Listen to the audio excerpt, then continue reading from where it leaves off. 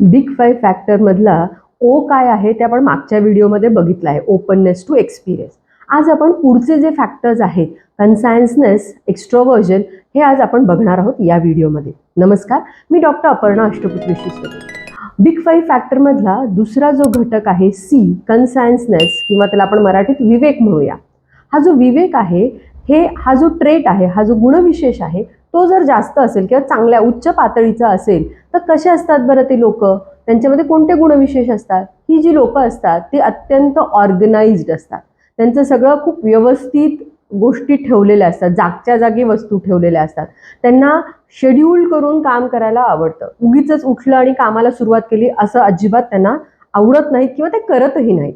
कुठलंही काम करताना त्याची पूर्व तयारी असते, प्लॅनिंग असते.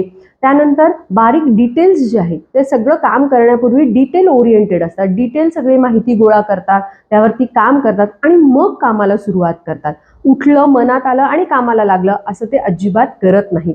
वस्तू त्यांच्या अगदी जागच्या जागी असतात, व्यवस्थित ऑर्गनाइज्ड असतात.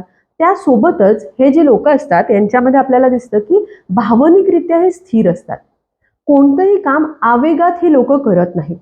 कोणतंही काम असेल भावनिकरित्या स्थिर होतात आणि मग ते काय जे काम असेल, निर्णय असेल, वागणं असेल, हे करत असतात.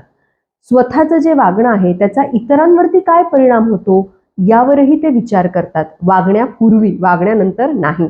त्यामुळे आपल्याला असं दिसेल की जे विवेकी विचार किंवा विवेकी घटक ज्यांच्यात हाय आहेत ती लोक अत्यंत व्यवस्थित कामाच्या ठिकाणी असतात आणि पर्सनल लाईफमध्ये सुद्धा, कारण इमोशनली ते स्टेबल असतात. त्यामुळे तिथे सुद्धा त्यांचं खूप छान पद्धतीने सगळं चाललेलं असतं. हा घटक जर का कमी असेल तर काय होईल? जर विवेकी किंवा कन्सायन्सनेस जर घटक कमी असेल, गुणविशेष, तर असं दिसतं की ही लोक अत्यंत पसारा करणारी असतात. वस्तू जागच्या जागी हे ठेवत नाहीत. आज एका ठिकाणी ठेवलं तर तीच वस्तू दुसऱ्या वेळेस दुसऱ्याच ठिकाणी ठेवलेली असते. अजून आपल्याला दिसतं यांच्यामध्ये की एखादं काम सुरू करतात, खूप उत्साहात काम सुरू करतात आणि सोडून देतात मध्ये. कोणतंही काम ही लोक पूर्ण करत नाहीत, पूर्णत्वाकडे त्यांचं काम गेलेलं आपल्याला दिसत नाही. कारण हे जेव्हा कामाला सुरुवात करतात त्यावेळेला आवेगपूर्ण असतं, म्हणजे कुठेतरी इमोशनली लोडेड असतं. इम्पल्सिव्हली बिहेवियर यांचं खूप जास्त प्रमाणात आपल्याला दिसून येतं. त्याचबरोबर आपल्याला असंही दिसेल की कामाच्या मध्ये ना त्यांचं खूप पुढे ढकलणं असतं. आज नको, उद्या करू, परवा करू, हे जे प्रोक्रॅस्टिनेशन आहे, पुढे ढकलणं आहे जे काम, ते पण त्यांच्यामध्ये आपल्याला खूप मोठ्या प्रमाणामध्ये दिसतं. आणि एक लक्षात आपल्याला इथे घेतलं पाहिजे की जर माझ्या लक्षात येत असेल की मी ह्या लोअर साईडमध्ये येते तर ह्याच्यात मला सुधारणा करता येते. हे जे गुणविशेष आहेत हे जन्मतःच आहेत असं अजिबात म्हणणं नाहीये. हे आपल्याला बदलता येतात. मग जर माझ्या लक्षात येते की कन्सायन्सेस माझ्यामध्ये कमी आहे, विवेकी जो गुणविशेष आहे तो कमी आहे, तर त्याच्यामध्ये मला सुधारणा करता येते. दुसरा जो घटक आहे तो आहे एक्स्ट्रोव्हर्जन, बहिर्मुखता. मला वाटतं बहिर्मुखतेविषयी आपण आयझेंक यांची जी थेरी बघितली त्यावेळेला विस्तृतपणे सांगितलेलं आहे. तरी थोडक्यात आपण समजून घेऊ की काय आहे. तर बहिर्मुख लोक जी असतात, एक्स्ट्रोवर्ट लोक असतात, त्यांना समाजामध्ये वावरायला, लोकांसोबत भेटायला, लोकांशी जुळवून घ्यायला, लोकांशी इंटरॅक्ट करायला आवडतं.